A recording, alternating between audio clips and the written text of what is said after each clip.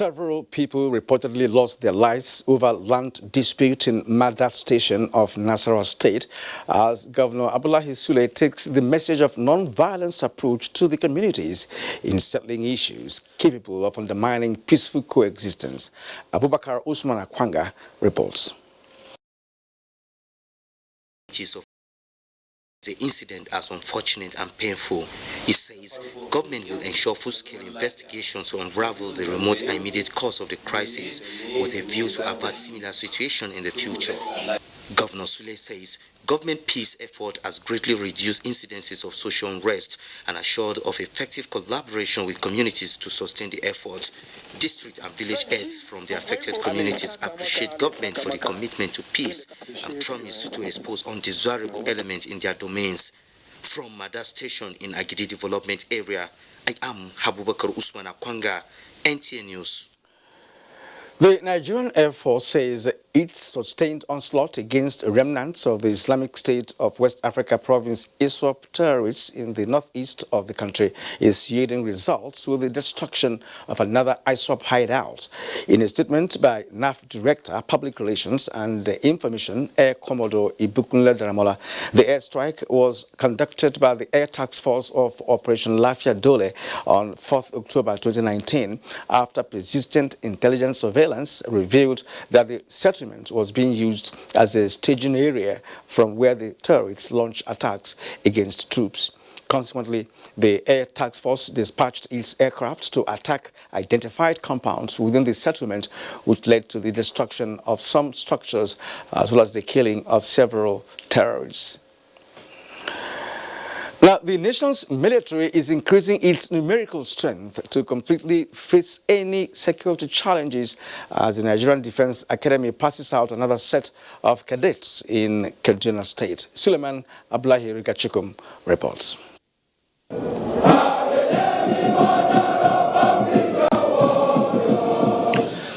Battalion Senior Officer Owarwe Tunde, the overall winner, and 172 cadets of the 66th Regular Coast Army, 90 Nigerian Navy cadets and 88 Nigerian Air Force cadets for the 67 Regular Coast, as well as 272 cadets of 45 short service course in a practical display of proficiency, dexterity, and resolve to key into the presidential drive for a secured and prosperous country.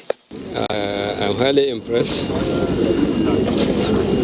Very well rehearsed parade, very competent and lively cadets, whom I'm sure will be useful to us in the battlefield in Northeast and other operational areas. While acknowledging Nigerian Defense Academy's transformation both in military and academic excellence, President Muhammadu Buhari in his message expressed confidence in the ability of the commissioned cadets to add value to national security. Commander-in-Chief has directed them to really wake up and meet the challenges of the service. Second Lieutenant Owarwe Tunde and colleagues will be deployed to various formations for national service and as future leaders in the Nigerian military. In Kaduna, I am Suleiman Abdullahi Rigachikum, NTA News. The Federal Road Safety Commission, FROC, has started the enforcement on tricycles and motorcycles without number plates and riders without Class A license on the 2nd of October 2019 with the arrest of 1,750 violators in 18 states. A statement by BC Kazim, the Public Education Officer of the FROC, this was achieved in collaboration with the Nigerian Police Force, Nigeria Security and Civil Defense Corps, and other law enforcement agencies. The Corps Marshal, Boboye Oyemi, however, appealed to all tricycle and motorcycle operators to duly register to avoid arrest. You're watching Weekend File on the network service of the NTA, and our show tonight is on colonial heritage and nation building, 59 years as a sovereign nation. Stay with us. I'll be right back after the break with correspondence report. Hey, bro, what's up, man? Wait. Sure, son, I want the bicycle.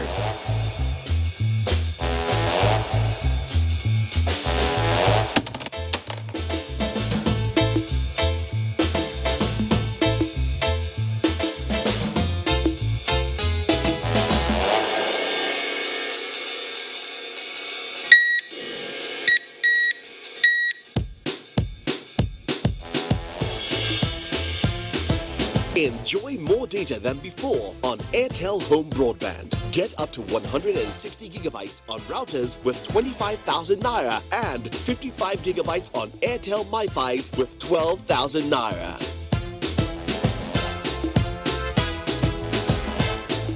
More data, more you. Reliable home broadband by Airtel, the smartphone network. When you wake up in the morning, before you start your day, breakfast time is Kellogg's time. For work and for play, for a great start to your day, breakfast time is Kellogg's time. We always start our day with a nourishing Kellogg's breakfast, powered with the goodness of grains and 11 essential vitamins and minerals. So in our family, breakfast time is Kellogg's time. Breakfast time. Hey, you! And are you how they talk to? Sabi you now. It's in day your mind, Abi. The person with them go hail us. Baba Toros and Shangalo. Oganekuva, Mr. Sabi. And you know if we carry last for this one. A spear into the top corner.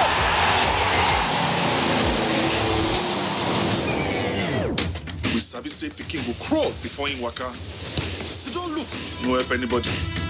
No dolly, no. So go for it. Go for football. Go for Osirio on La Liga Martins live. Go for GoTV Max. Let's come together as we celebrate the uniqueness of our cultural diversity, showcase our creativity and ingenuity.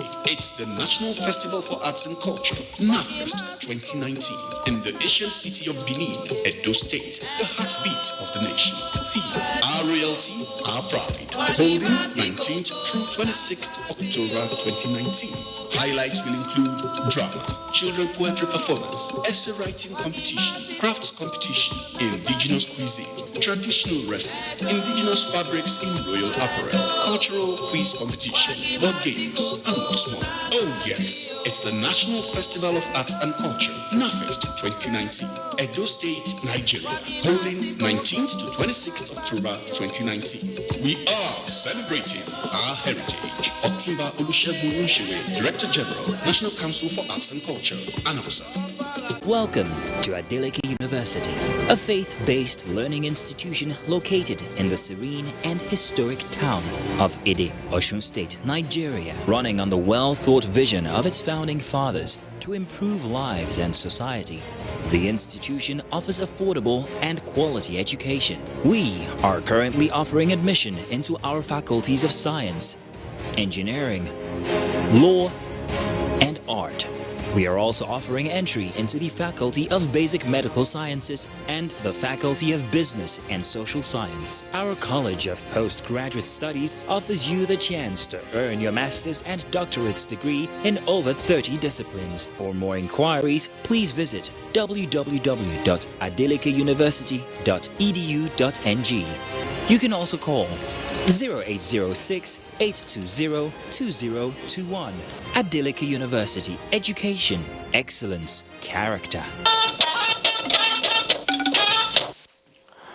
All right, you're welcome back. Now let's begin this segment from the People's Paradise. That's Calabar in Cross River State, because Calabar has a significant role in the history of Nigeria. And Archibong Bassey highlights some of the prominent features which predates Nigeria's independence. Calabar, the capital city of Cross River State, was named Calabar by the Spanish on September 10, 1884. The ancient city, once served as the seat of government of the Niger Coast Protectorate, effectively the headquarters of modern-day Nigeria. Due to her early role in international trade and colonial administration, Calabar played host to the first public general hospital in Nigeria, known as the St. Margaret's Hospital, the oldest post office, one of the first two botanical gardens in the country, the oldest social club in Nigeria, known as African Club, and the oldest secondary school in eastern Nigeria, the Hope Waddell Training Institution, founded in 1895, which produced Nigeria's first president, Nnamdi Azikiwe. Prominent figures in the history of Calabar include Louis Edate, First Inspector General of Police, Margaret Ekpo, first woman special member in Nigeria's Eastern House of Chiefs, the Colonial Administrative Building, which now accommodates relics as a national museum, is of note. Being a city of first in many fronts, successive administrations added to the history by building tourism to international dimensions. In Calabar, Achibombasi, NTA News. Now, thank you, Archibong. From Calabar, we take you to the confluence city of Lokoja in Kogi State, where the seat of power is still called the Lord Lugard House. That explains a lot about the colonial presence in the state. And our correspondent Solomon Ayedehe takes us down memory lane. The British exploration of the River Niger, which began in the early 18th century, first by Mungo Park, the Landa brothers, and Lord Lugard, brought to the fore the uniqueness of Lokoja in the historical and political development of Nigeria. Its strategic location as the confluence city of rivers Niger and Benue, observers say, must have inspired Lord Lugard's decision to make Lokoja the administrative headquarters of the Northern Protectorate before the amalgamation more than a century ago. The numerous colonial and historic relics that are bound in Lokoja underscore the city's historic and political relevance to Nigeria. They include the spot where the Royal Niger Company flag was lowered and the Union Jack flag hoisted in January 1st, 1900. The first primary school in northern Nigeria. Others are Lord Lugard's Rest House on Mount Patti, the World War Cenotaph, and the European cemeteries, accounting for about 600 graves. The colonial masters were moving gradually.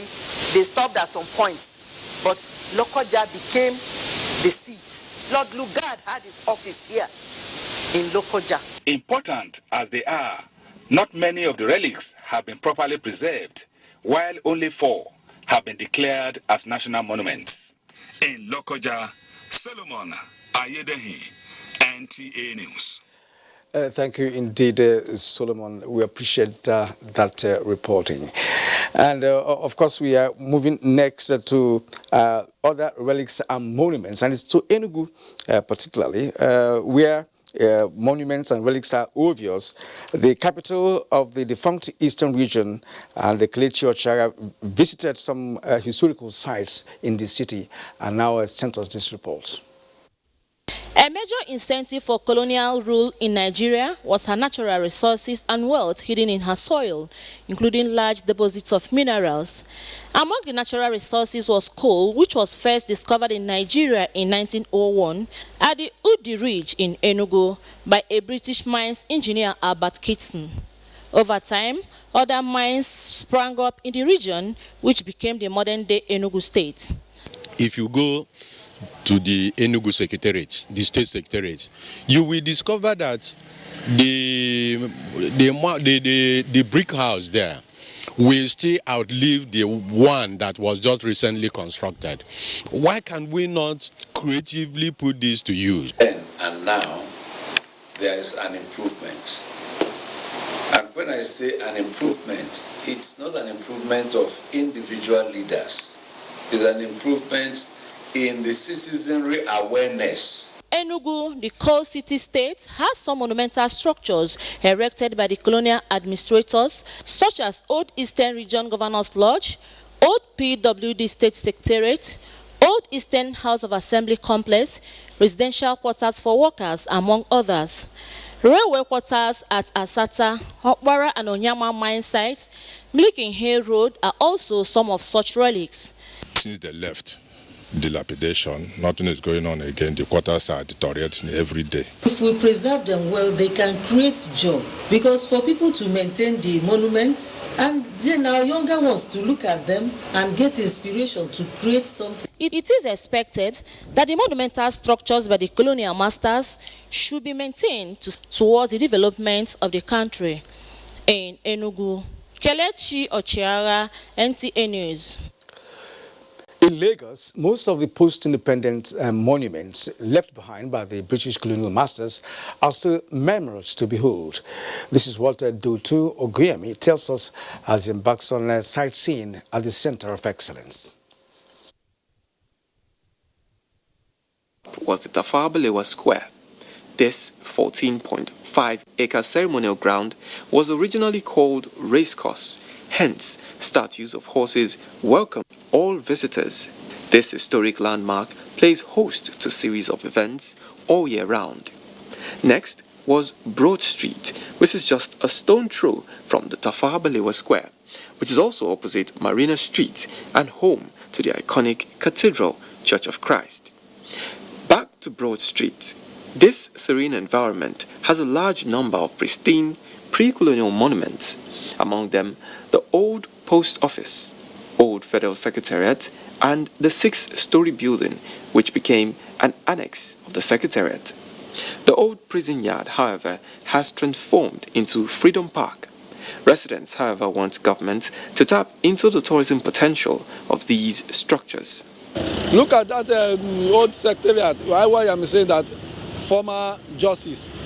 It's old building. Please, government look for something to do about it. I don't believe that the federal government has enough resources to look after these national monuments. And what would a tour of monuments be without the mention of Badagry or the National Museum, both housing memories too numerous to mention and can only be better experienced by a visit. My last stop was the Lagos terminus at Ido, which was the terminus of commuters on the flagship ride from Lagos to Kano. With the development, however, of the standard gauge nearing completion, the good old days might soon be forgotten, but the foundation of these monuments will remain indelible in the history books of Nigeria. In Lagos, Dotun Oguyemi, NTA News. Yes, the colonial masters left long ago, but their footprints are indelible in the city of Benin. Obehi Otobo Apresai takes a ride around the city and neighboring towns and reports that the colonial legacies are blessings to the state.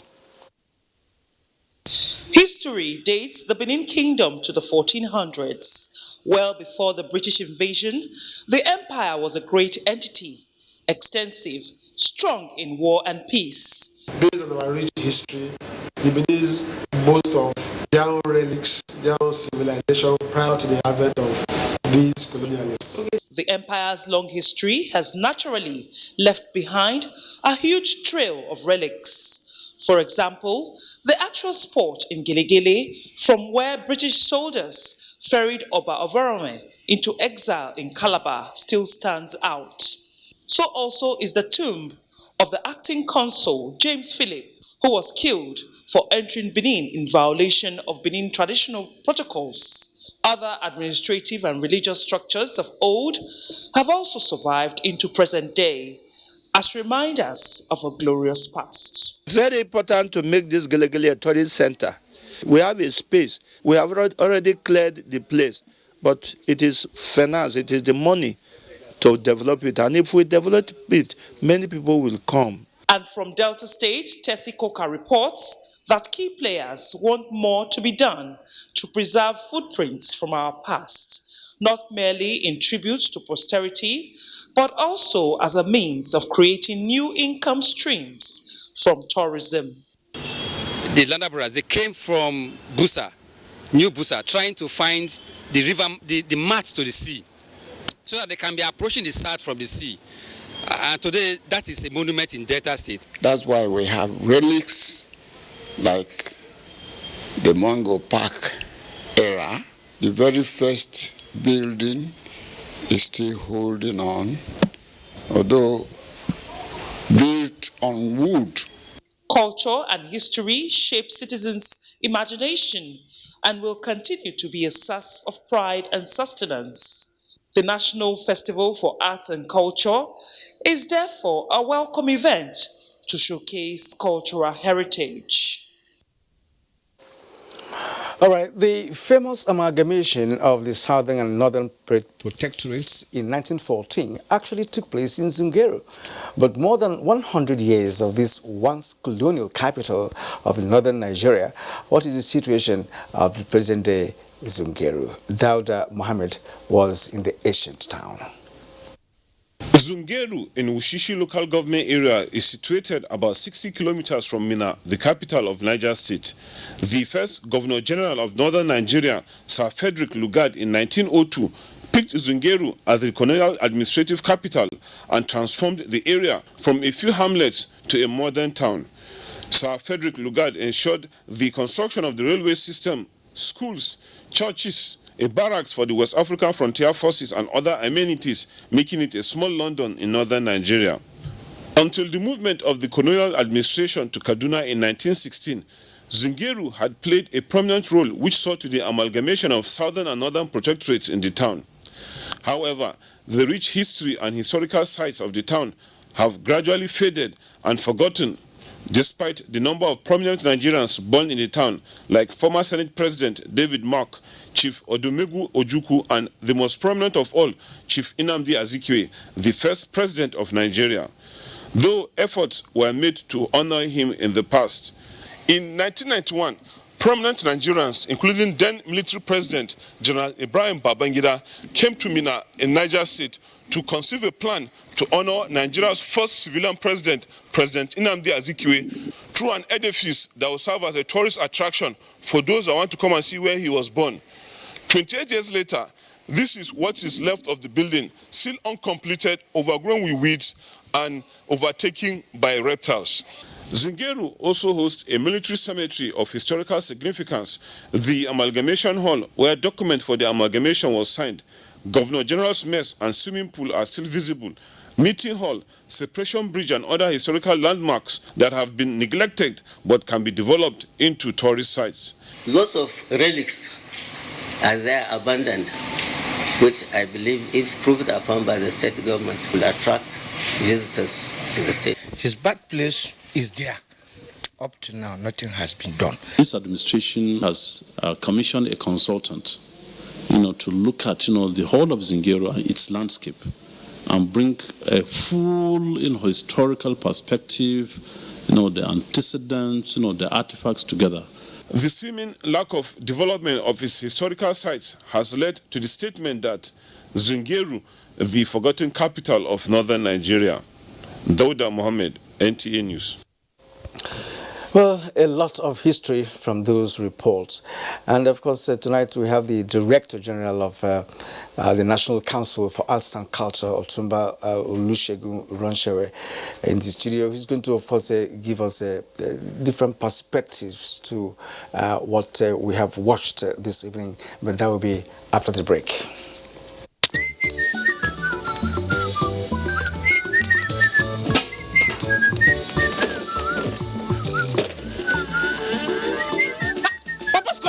Hey! Emeka, drive the limousine Bugatti, come inside now!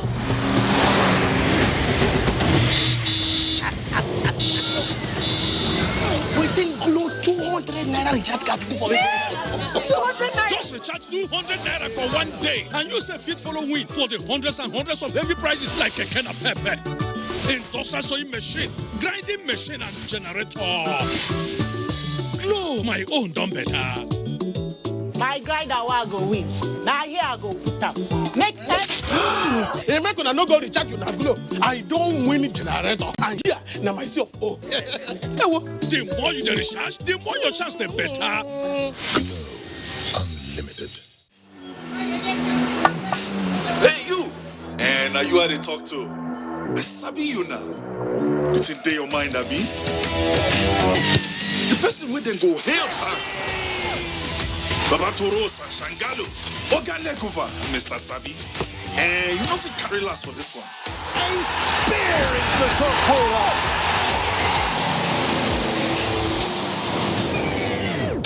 We Sabi say Peking will crawl before in waka. So don't look, no help anybody.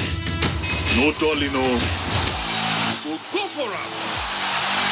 Go for football. Go for all Serie A and La Liga matches live. Go for GoTV Max.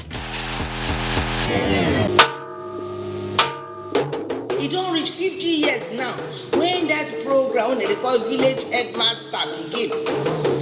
None of the program now. That program when all of una dey run go home go look for na television.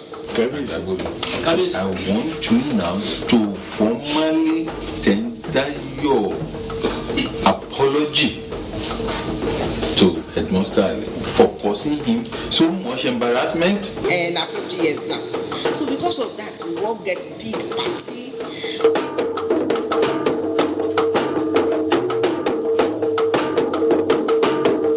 Me and my body invite you now, and my belly just the sweet. Because I don't say all those people they drink my palm, then go come drink the tombo again. And me, radio jam, they call you now. They could not forget it. These days, people get their news and information from more media sources than ever before. Some of the news and information given are fake, unverified, doctored, and manufactured to create confusion, stir disaffection, and cause disunity. Before you believe or share any news, ask yourself, is this real? Is it from a credible source? Is it verified or verifiable? Fake news is dangerous. Whether you do it for fun or for political gains, real people can get hurt. Fake news, don't create it, don't spread it. This is a public service announcement from NTA. Now, we now have the Director General of the National Council for Arts and Culture, Otumba Olusegun Ransire. So you're welcome to Weekend File. Thank you very much. Yes, so Nigeria has just celebrated the 59th year of existence, and of course, we're still, involved in a more national journey. How would you relate what is on ground in the country vis-a-vis development and what you watched, some of those relics, and heritage you watched, from our reporters? Karen, let me first and foremost, I sincerely, from the bottom of my heart, I want to thank NTA for taking this topic at this very crucial time in our life. Because a lot of us don't even know the history of our country. And it's difficult for us to appreciate where we're coming from, where we're going, and where we intend to get to. What I've seen today in the program, in the report, it's what we've been discussing for a very long time. A lot of facilities are in this country. But first and foremost, let's get something clear. What is heritage? There are three types of heritage which we must know as a people. But based on the way you put it, I want to celebrate us as a people for the 59th anniversary. But however, there are three main types of heritage. We have the cultural heritage, the natural heritage, and the mixed cultural heritage. Now, we have a lot to showcase to the world. I have been saying it. The foreigners we call in tourists that come to our country or that intend to come to our country, they're not coming to see the plastic things. They want to see the natural things in Nigeria, in Africa. You see some of the buildings you saw there, they are not up to the ones that we had in Dubai, for instance. And they are selling it on a daily basis. Traffic going there. Most of our own, of the heritage properties, are not being preserved. Mm-hmm. So you need to preserve them. You need to promote them. You need to market them. Until this moment, we're chatting on this matter. A lot of them are just being abandoned. So we need to come to terms with what we call seed money to put them. And this will create a lot of jobs. This will open up a lot of industry for us, creative industry, and reduce crime. Yes, having listened to some of the respondents in some of the reports. Some are talking about, developing those relics as maybe tourism attraction and what have you. The Zungeru situation is mind-boggling, because we saw the level of dilapidation we saw in some structures, that were established then. Now, how can you make those relics to become attractive? What are the practical things that could be done? Is it by the federal government or state government, or of course, the DG of the National Council for Arts and Culture? First, collaboration. The federal government alone won't do it. The state, the local government, and our agencies need to come together. Look at what happened to Yankari. That was well maintained. Everybody was going to Yankari from all over the world. Look at the Arungu Fishing Festival. But all of a sudden, it was being returned or taken over by a small community who couldn't manage it. So we're paying dearly for what we've not done, we needed to have done. I'll give you a quick example. Mary Lensol's grave, or tomb, is in Calabar. A lot of foreigners want to come and see it. Mango Park. A lot of people want to come and see it in Lokoja. But up till today, there hasn't been any effort to put them as a marketing tool of creating jobs, of making some money back to the country. So we need to sit down and agree, what do we do?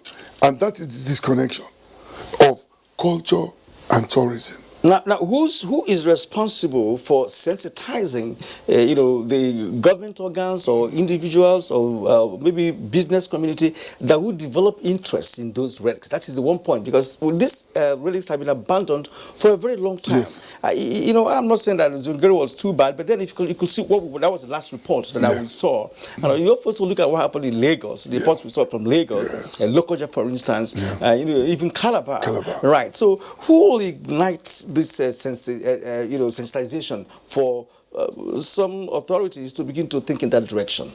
You see, we have to look at two types of heritage again, in terms of tangible and intangible.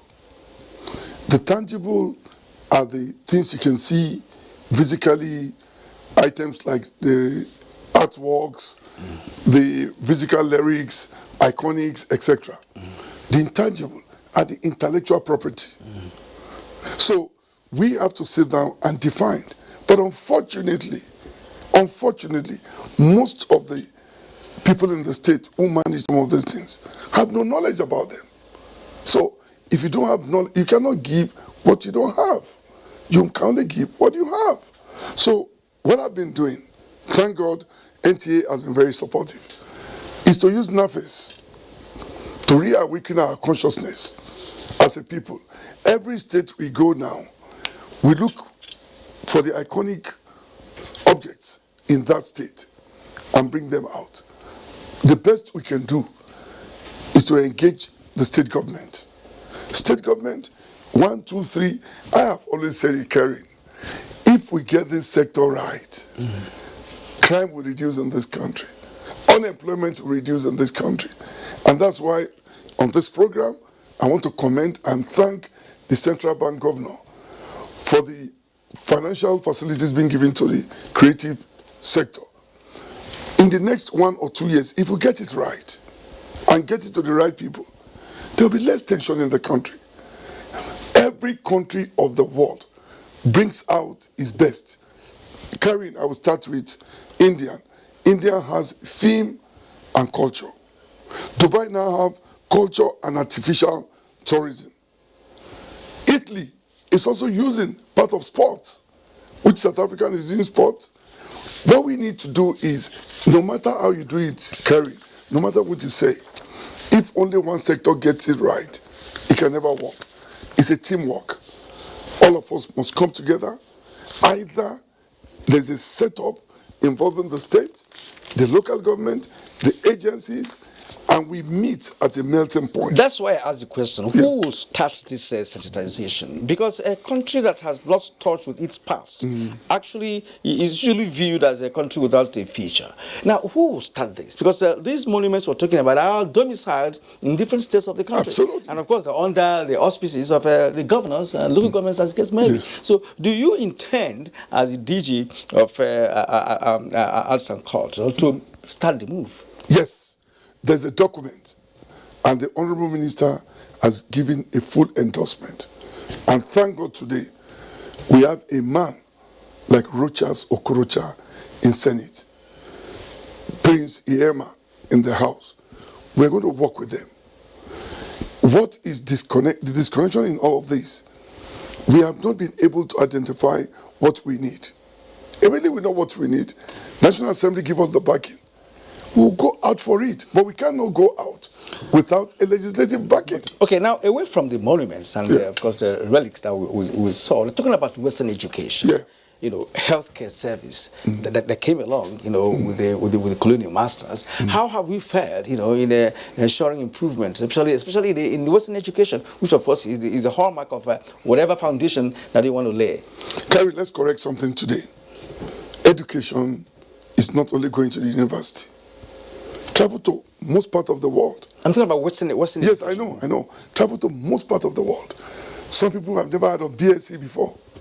They only have diploma. We must reduce this attitude of Western education and imbibe in individual creativity. That will change the difference in this country. We have too much attached theoretical education acceptance. Somebody come and give you a certificate, a PhD. PhD on what? He has not practically practiced what he's carrying PhD on, or master's or first degree. Why don't such person go for teachers education, NCE, and be good? And again, technical education. Yes, technical where you can develop skills. Absolutely. But you remember there was a time the HND students were looked down upon to the BSc and BA. Why? Because we are giving the wrong priority out. You see, I continue to say this. There is only one strategy to improve any part of the world, every country. It's called the SWOT analysis. Strength, weaknesses, opportunity, and threat. Enough of us celebrating our weaknesses. Every part of the world have its own Boko Haram. We must not be drawn back. Every part of the world has its own disadvantages, but they promote and celebrate their strength, which is what is missing in us. We have things that are very good in us. 2 Nigerians have just discovered the best software. 2 software now. One of them is from Nasarawa State, the other one is from Ebonyi State. Nobody is promoting them.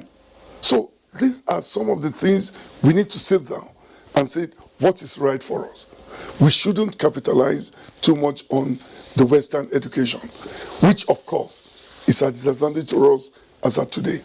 Disadvantage? Yes. Okay. Now, what about our own indigenous education? How far have we gone to also educate ourselves, apart from Western education? The normal education that we've had is not gotten from the 4 walls of the school, right? But normal education as Africans, we've had our skills, we had our own, technology. But even today, we don't even have our local technology anymore. Yeah. The reason is simple. We don't believe in ourselves. Kerry, we don't believe in ourselves. If you bring 2 products out today, they will tell you because it's locally made, it's inferior. 1 or 2 words, what can we do about it to reverse the trend?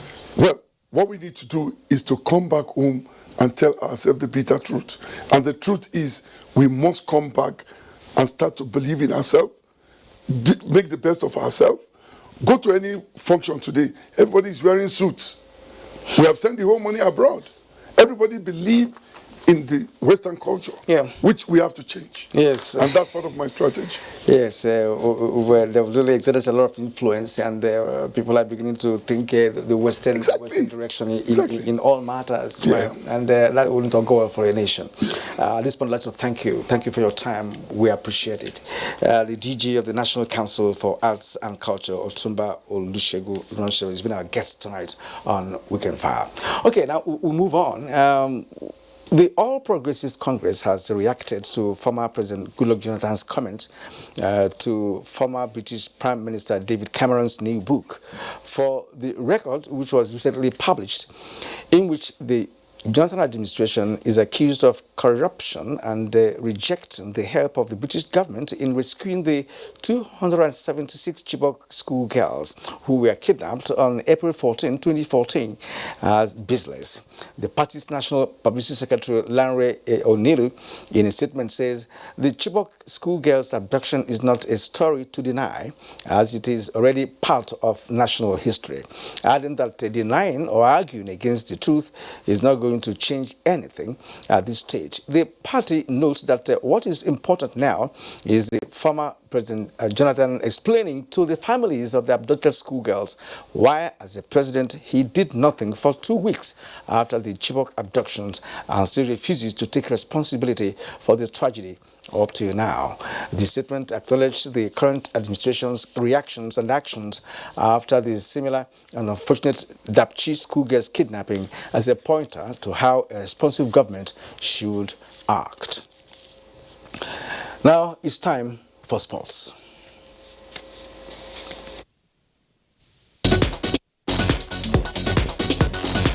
A ray of hope came for Team Nigeria at the IAAF World Athletics Championship in Doha on Saturday when Eze Brume qualified for the final of the women's long jump.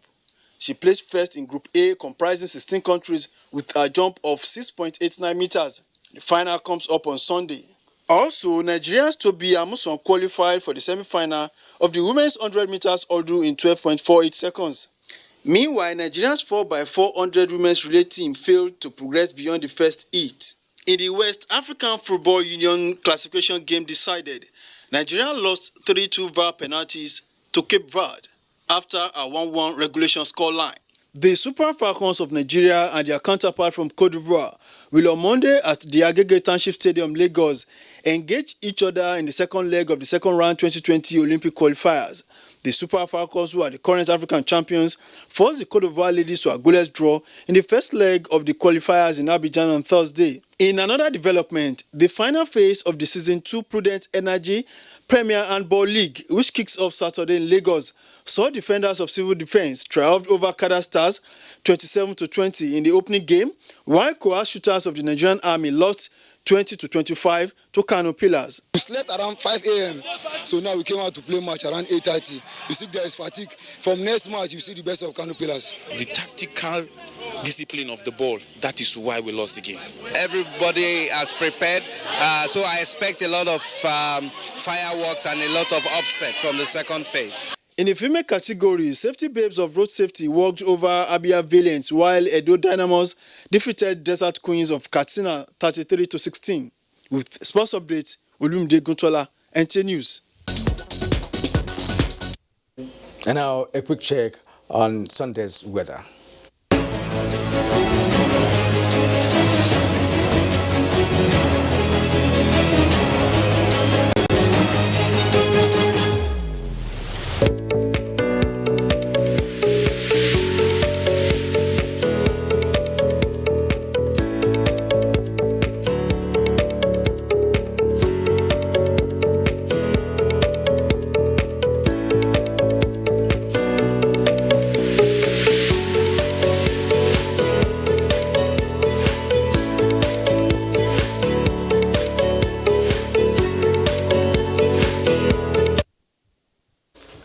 And that's our program for today. We thank you for watching and goodbye.